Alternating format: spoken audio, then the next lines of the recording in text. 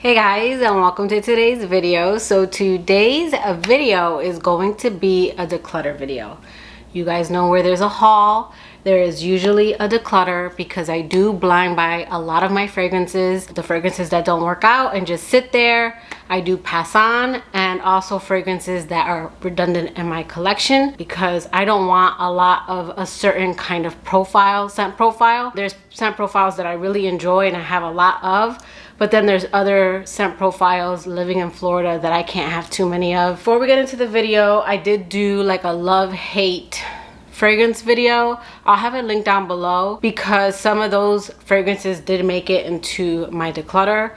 So I'm kind of gonna go over those really quickly, but if you want more detail on why those fragrances were like a love-hate for me, go ahead and check out that video first. So let's go ahead and get into the declutter. Okay, so the first two I'm gonna go over are two that are already gone. I believe one or both were in my love-hate, but for sure this first one, Dylan Turquoise, this was in my love-hate because I really enjoyed the opening of this fragrance. I enjoyed the kind of tropical guava note in the opening. And then on my skin, the citrus, for whatever reason, turned a little lemon cleaner. And I love citrus perfumes. I love freshies. But for whatever reason, something in that fragrance wasn't sitting right on my skin. I enjoyed it in the air. I enjoyed it on the card. I also enjoyed it on my clothes.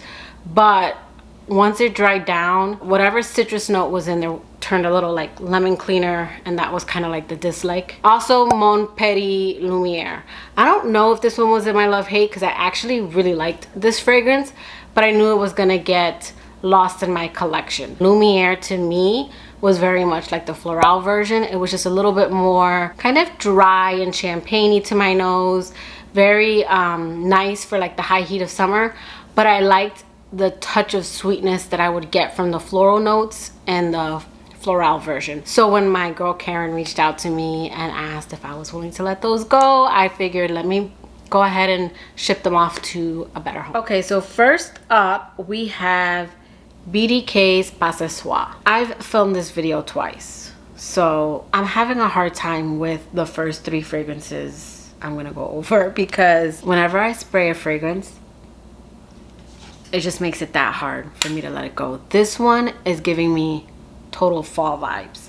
This is a fruity floral, but it's like a warm, spicy fruity floral. And I absolutely love the way this fragrance smells. But if you guys have been watching my channel, you know that this perfume does not perform well on me. I have to really get my clothes to get this fragrance to last.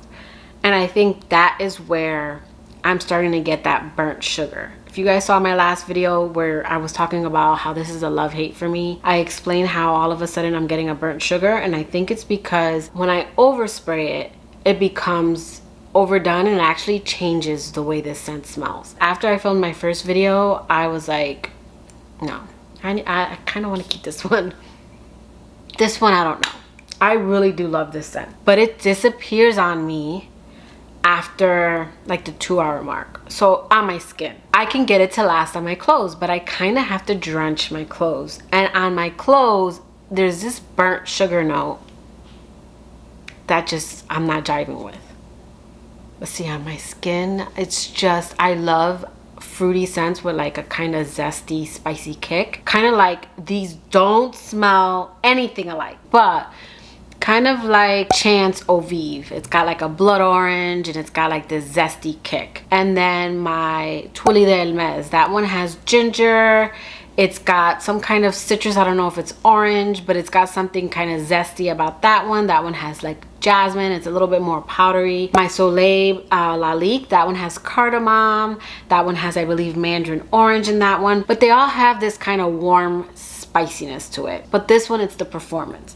But I mean, yeah, this is still, I'm still on the fence. I still need to play with this one. So next up is Elixir by Roja.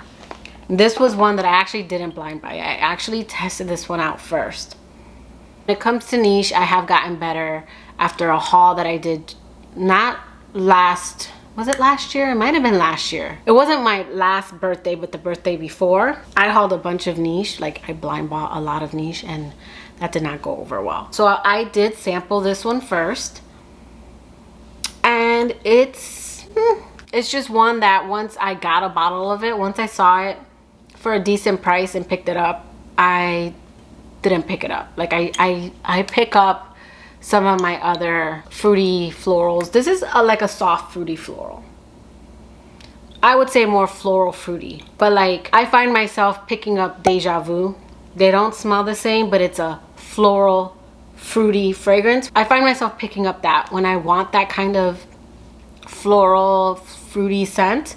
I end up choosing that one, and then this one's just been sitting there. So I don't want especially niche fragrances sitting there. So I am going to be passing on Elixir by Roja. Another one from that video is Viktor and Rolf's Flowerbomb and Armani. There's nothing wrong with this scent. This is actually right up my alley. Like, it's your typical everyday fruity floral designer scent.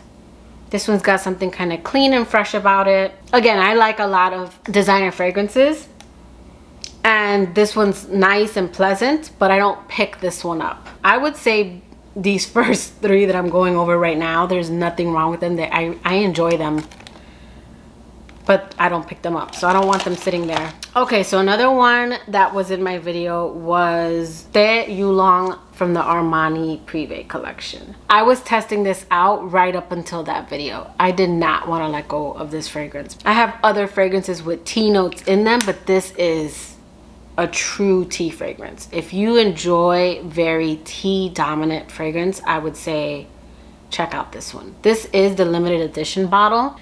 So you can get it, but it's not going to look like this one. I mean, you might be able to get your hands on the limited edition bottle, but this one I absolutely love the opening. This one has citruses. This one has like a musky ambrette. So when this opens, I enjoy the citrus and what I assume to be, because I believe there's two different types of tea in this one, and I think it's a green tea. As this scent dries down, the citrus kind of leaves the top, and then a stronger tea comes in. Yeah, this one has green tea and black tea. I think in the opening I'm picking up the green tea and the citruses, and then this also has cardamom. So there is like something very fresh, spicy about this one. It has jasmine, orange blossom. For me, this is like a white floral. This isn't anything, like I don't get the orange blossom in this at all. I might get like a clean jasmine in this one. And then I do get the ambrette. It comes off kind of musky and a little, again, kind of smoky, like ambrette tends to come off. I don't know what it is about ambrette, which I really enjoy the note of ambrette. But for me, it's the tea in here. The tea in here, my skin pulls it really hard, and it becomes a very, not only a tea scent, but a strong black tea scent. Like maybe your Earl Grey, or just a very strong tea. I even layered this with Blanc Polychrome, which was in my love hate, but I ended up keeping that because I ended up really enjoying that one these last few weeks of summer. It got really hot in the month of August, and I've just been reaching for my citruses before we head into fall, and I found myself enjoying that one. This one, no matter what I did, that tea note took over. Again, I layered it with that one because that's more of a lemon zest, very citrus heavy, lemon dominated scent, and I thought maybe mixing them, but yeah, I don't want to keep trying to make this one work, so I'm gonna pass this one on as well. I did mention both of these in one of my summer videos. I can't remember what video it was, but I'll link it below. I left the clip where I had mentioned this one because it's not that this scent is bad. This is a nice summer freshie. And out of all of the Dolce & Gabbanas, I would say this one's probably my favorite. This one is Light Blue Sun, but I'm over the light blue line. This is a fragrance that in Florida, especially where I live, was very popular. I always worked with someone who wore a light blue, and light blue has been around for a while. So when I worked with my marketing director, like 12 years ago, probably 12 years ago, because she left the company before I did, this was her signature scent, the original. And I find the Dolce & Gabbanas, the Intense, Light Blue Sun, and Love is Love, those are the three that I've tried they all have the original light blue DNA. It's not a bad fragrance. It's just something that I'm over. I smell it everywhere. I don't smell perfume a lot, but when I do, it's usually a handful of the same, and light blue is definitely on that list. Love is Love is, it's got like a lactonic, very soft. It's not very strong. That's kind of why I wanted it, because it had like an ice cream note, but it comes off a little bit more, I guess because of the citruses, more like a sherbet ice cream to me. Like, it's not overly creamy, but it's nice. I got these super cheap, so I'm probably gonna just bundle this together. Okay, and then in my last haul, this was a catch and release. I told you guys right away that this scent didn't work out for me. This is a drop, the Issei by Issei Miyake, and just so you guys can see the bottle.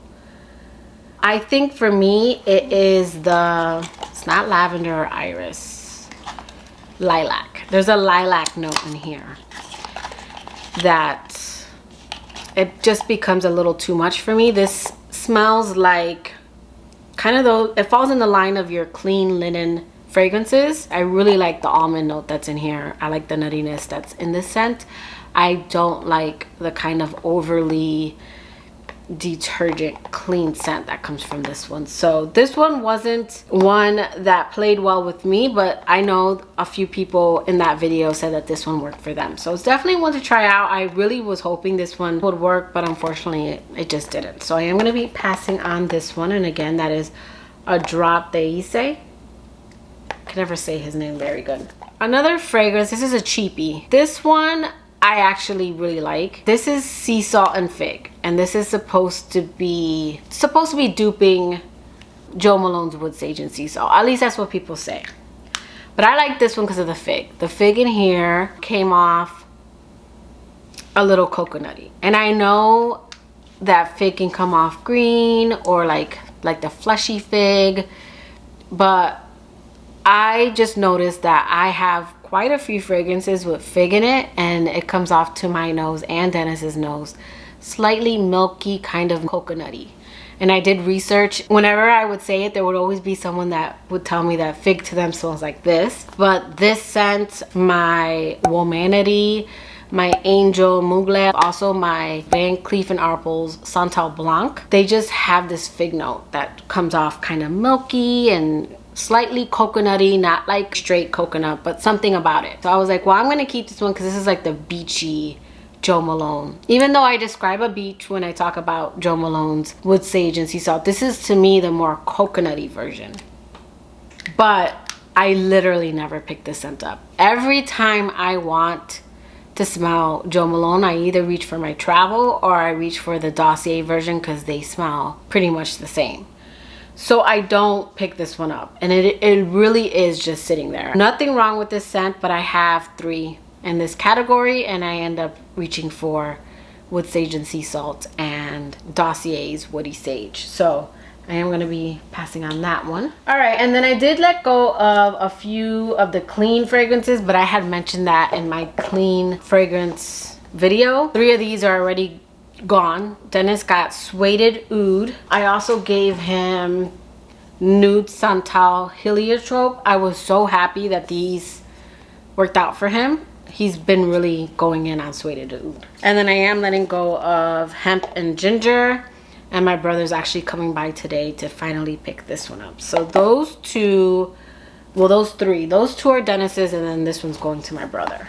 Okay, another fragrance from my love-hate is Ebony Wood. I got a couple people giving me some like combinations to try out. I honestly never did, so I know it's just gonna sit there. I have so many fragrances that I just end up reaching for the ones I really, really enjoy. And this one, I enjoy the opening, and after the 2-hour mark, I do not like the dry down. I've given it several chances, and even with those amazing combos, because they sounded amazing, I never picked it up. So I don't want to just keep having it sit there. So Ebony Wood is going as well. And then Guess Bella Vita. This one I hauled, and I said I was letting go of this one right away because it smells like Carolina Herrera's Good Girl. Not exactly. It smells in between Leger and the original. So nothing wrong with this one.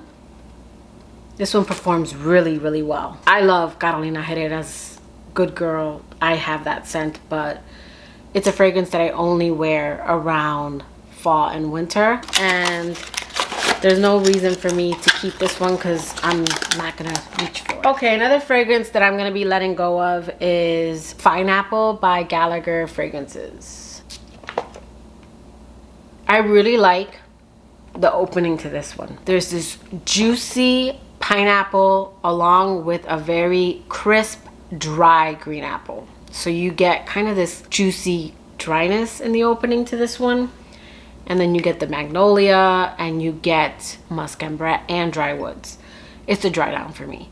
This becomes that pineapple starts to get really sugary, and then this starts to smell like burnt sugar. There's just fragrances that do that for whatever reason. But this one's really nice in the opening. I don't like the dry down. The dry down becomes overly dry, a little smoky, woody, and burnt. And then you get the pineapple. The apple doesn't last on my skin as much as the juicy pineapple. The pineapple in here is juicy to my nose. Kind of like a sweet, overripe. See, on the box, I get more of the apple. But on my skin, yeah. It smells like candy in the opening. Mouth-watering, kind of tart.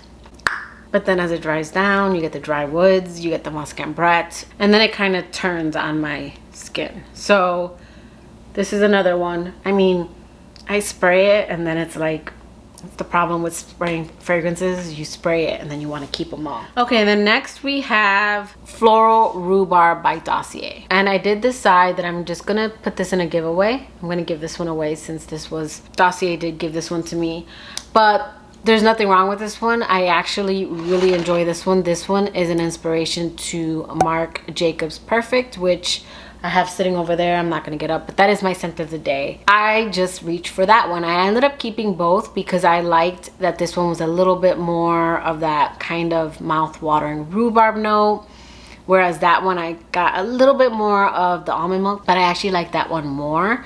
The almond nuttiness with that tangy fruit just kind of makes it a little bit more refreshing and unique to me, whereas this one, you get that in the way dry down. So again, it's redundant, and I'm picking up my Marc Jacobs Perfect over this one, so I thought I would go ahead and give this one away. So if you want to be entered in the giveaway to get Floral Rhubarb by Dossier, follow, like, and comment. So make sure you're following me, like the video, and comment that you would like to be entered in the giveaway. Just either put you would like to be entered, hashtag giveaway. I'm gonna announce the winner in 2 to 3 weeks in my community tab. And just keep your eye out for it, because I did have one instance where the person didn't reach out to me, and then 2 weeks later I did go ahead and select another winner. I do still have the box that it comes with.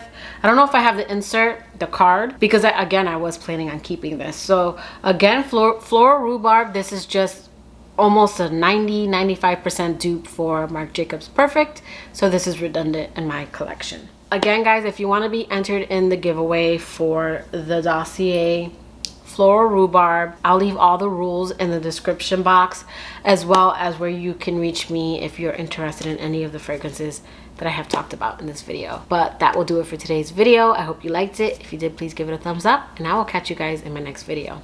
Bye, guys.